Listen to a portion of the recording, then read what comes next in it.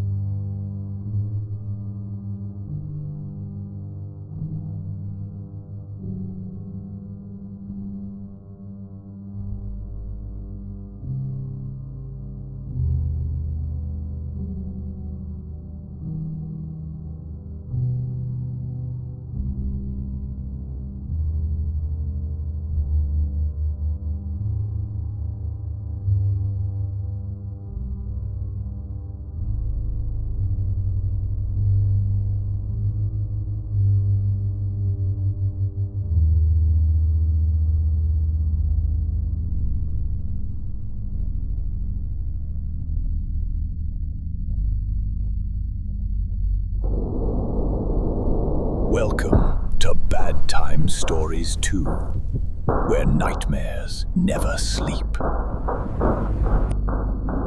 The Djinn are unique among ancient beings. They defy simple classification, not quite angels and not quite demons. Like humans, they are believed to possess free will, able to choose between good, evil, or neutrality. In Western culture, they're often portrayed as wish-granting genies emerging from lamps. But the truth behind the legend is far more complex and far darker. The word Djinn comes from the Semitic root jan, meaning to hide or to conceal. Its exact definition in Arabic has long been debated, but its essence is clear. They are the hidden ones, beings unseen by the human eye. The origins of the legend are difficult to trace.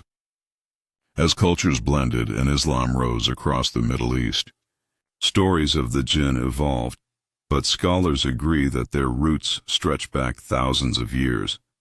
Some believers argue that similar beings appearing in many different cultures, spirits of wind, fire, or shadow, prove the Djinn may be more than just myth. Descriptions of these entities vary through the ages, but most agree they are shapeshifters, created from smokeless fire or scorching wind.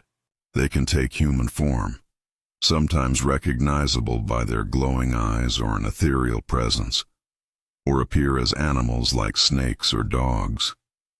Their behavior, however, remains consistent. According to the Quran, the Djinn are sentient beings created by God, like angels and humans, yet different.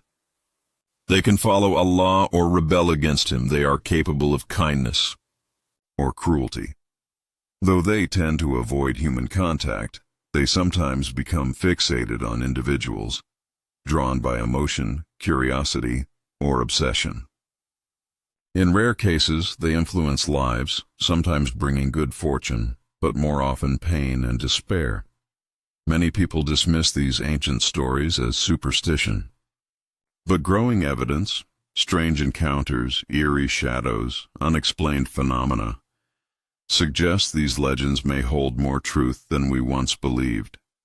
And for those who have felt a chill in an empty room, or sensed unseen eyes watching them in the dark, perhaps it isn't imagination at all. Perhaps it's something older, something hidden, reminding us that even in the modern world, there are still mysteries we do not understand. Music fades, because the unseen does not forget its name. And the name is Djinn. When he smashed one of the panels and peered inside, what he saw left him frozen in horror. His daughter sat huddled in the corner, her wide eyes fixed on a tall, human-shaped shadow slowly advancing toward her. As he shouted, the figure stopped. It seemed irritated by the interruption and slowly turned its head in his direction. Its face was featureless, except for a pair of piercing, glowing green eyes. The instant their eyes met, a cold wave of dread washed over him. Desperate, he began kicking the door, splintering the wood and badly injuring his leg in the process. Finally, with one last push, he broke through and crashed onto the floor. But it was already too late. The shadowy being dissolved into thin air right before his eyes. In the days that followed, the family's relief quickly turned to heartbreak. Matt's great-aunt was safe, but her father had grown gravely ill. A doctor later diagnosed him with gangrene, likely caused by bacteria that entered his bloodstream through the wound on his leg, the same wound he'd received when breaking down that door. Just 3 days later, he passed away. For the rest of her life, Matt's great-aunt wondered, had she been the true target of the green-eyed phantom? Or had it lured her father to his doom?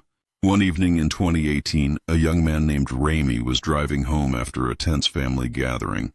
His cousin sat beside him in the passenger seat, while his mother and aunt rode quietly in the back. The day had been unbearably hot, and a heated argument had left everyone silent and brooding. The atmosphere in the car was heavy, thick with anger and regret. As night fell, the family neared their hometown. The road was lined with flickering streetlights, and the air outside had cooled. As they drove past the old railway station, long closed for the night, Ramey suddenly felt a strange, overwhelming urge to stop. Without knowing why, he slammed on the brakes. The car came to a jarring halt in front of the station. Strangely, no one questioned him. His cousin, mother, and aunt just stared at the darkened building in silence, their eyes unfocused, as if caught in a trance. A sudden gasp broke the stillness. Ramey's cousin grabbed his arm and pointed toward the trees on the side of the road. There, emerging from the darkness, was a figure running straight toward them. As it stepped under a streetlight, Ramey caught a glimpse of its filthy, mud-stained clothing. Despite the dirt, he could tell that the clothes had once been pure white. Its long, unkempt hair hung over its face, swaying with each unnatural step. But it was the creature's legs that terrified him most. They were too long, bending and moving in a disturbing, almost skipping motion. The entire body seemed to glide and sway unnaturally, as though it were riding something invisible. Ramey's body locked in place. He wanted to drive, to run, but he couldn't move. It was as if some unseen force held him there, forcing him to watch. His family's screams echoed faintly, muffled, as if underwater. Then his mother shouted his name, snapping him out of the trance. He slammed on the accelerator. The car roared forward as they sped down the dark road. When Ramey looked back, his blood ran cold. The figure was still chasing them, its hair whipping wildly as it ran. For a split second the strands parted, revealing smooth, featureless skin where a face should have been. Panicked screams filled the car. Ramey drove faster, desperate to escape. In the rearview mirror, he caught one last glimpse of the creature. It was kneeling in the middle of the road, its unnaturally long arms waving slowly, almost mockingly, after them as they disappeared into the night. Lebanon is often thought of as a desert country, but in truth it borders the Mediterranean Sea and is home to lush forests, rolling mountains, and ancient ruins. It is within these dense wilderness areas that strange, unexplainable encounters have been reported for centuries. In 1992, a young businesswoman attended a conference near one of these forested regions. Eager for a break from the city, she asked hotel staff for recommendations. They suggested a scenic trail nearby. What began as a peaceful walk soon turned unsettling. The trail markers were faint, and before long she realized she was completely lost. The deeper she went, the quieter the forest became, until the world around her fell into eerie silence. Even the wind had stopped. Feeling uneasy, she decided to head in what she believed was the direction of the hotel. After several minutes of walking, she stumbled upon a small, old brick building nestled among the trees. At first, she felt relieved. It looked like a ranger's outpost or shelter. But as she got closer, she noticed something strange. The building had no door. She circled it twice, searching for an entrance, but found none. When she came back around to where she'd started, she froze. Someone, or something, was now standing outside the structure. The figure was cloaked in a long, flowing robe. Assuming it was an attendant or caretaker, she opened her mouth to call out, until she looked down. Its feet weren't human. Where feet should have been were blunted hooves, covered in coarse, dark fur. Her breath caught in her throat. The hooded figure didn't move. It simply raised its arm and slowly beckoned her forward. As it did, two glowing emerald-green lights flickered from beneath the hood, eyes burning in the darkness. Overcome with terror, she turned and ran, her heartbeat thundering in her ears. She didn't stop until she was far from the building. When she finally dared to look back, the figure was gone. When she finally stopped to catch her breath, she turned, expecting to see the figure following her. But to her astonishment, both the strange brick building and the mysterious, cloven-hoofed being had completely vanished. The forest was silent for a moment. And then slowly life returned. Birds began to chirp again, and the gentle rustle of the wind stirred the branches overhead. Still trembling, she made her way back toward the road that led to the hotel. When she finally arrived, she was too shaken to explain what had happened. So, when the staff asked how her hike had gone, she simply nodded, forced a smile, and hurried to her room. Over the next few days, the memory of that terrifying encounter haunted her. But with meetings to attend, she tried to push it from her mind. Only on her final day did she confide in one of the hotel maids, recounting the strange event in detail. To her surprise, the maid didn't seem shocked or disbelieving. Instead, she gave a cold, serious warning. Her voice calm but heavy, she said, "There are things that live deep within those woods, creatures that were here long before humans ever arrived. You must never disturb them, because if you do, they may take more than just an interest in you." So, what are we to make of these stories? Accounts that claim to describe real human encounters with the Djinn. One common thread runs through nearly all of them: the bold, almost playful confidence of the entities themselves. They never seem afraid of humans. If anything, they appear fully aware of their power and how little we can do to resist them. In contrast, those who encounter the Djinn often describe overwhelming fear. They speak of sudden panic, an uncontrollable urge to flee, or even a strange compulsion to act against their own will. Just as Remy did, when he felt forced to stop his car without reason, even before the Djinn appear. Witnesses report a sense of unnatural dread, a feeling that something unseen is already watching. Trying to understand these beings isn't easy.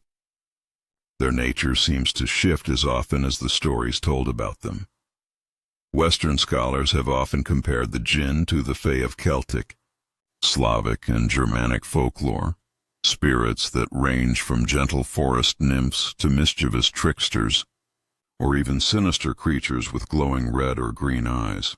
Like the Djinn, the Fae are said to be drawn to certain places, objects or people, sometimes offering gifts, other times bringing ruin. This comparison doesn't contradict Islamic or ancient Arabic accounts. In Islamic belief, the Djinn are clearly defined as beings created by God, not angels, not humans, but something in between. The Quran describes them as made from smokeless fire, a detail that may explain their ability to change form, to vanish at will, and, as in Matt's great-aunt's story, to appear as shadows. Skeptics, of course, see things differently. They argue that such encounters are the product of culture and psychology, that those who grow up surrounded by these legends are more likely to interpret strange, frightening experiences as supernatural. Still, the widespread belief in Djinn across the Middle East and North Africa is hard to ignore. For something to persist so powerfully across so many centuries and cultures, there must be something behind it, something we can't yet explain. Some researchers have proposed even stranger theories. They suggest the Djinn might not be spiritual at all, but interdimensional or extraterrestrial in nature. Beings that exist in a world parallel to ours, sometimes crossing into our reality. This could explain their ability to appear and disappear instantly, or their difficulty in mimicking human form perfectly. Others go further still, speculating that the Djinn could be made of pure energy, perhaps tied to electromagnetic or plasma phenomena. If the smokeless fire mentioned in ancient texts was meant as a metaphor, it might describe a form of energy unknown to us, something capable of influencing the physical world. In the end, though, theories can only take us so far. There's no scientific proof, no hard evidence that the Djinn exist. Only stories. Stories passed down through generations, shaped by fear, curiosity, and the human instinct to make sense of the unexplainable. Maybe the legends themselves are what keep the Djinn alive, thriving through our words, our beliefs, and our imagination. Because whether you believe or not, one truth remains: the Djinn dwell in the twilight, forever elusive, lingering just beyond the edge of perception, always watching, always waiting.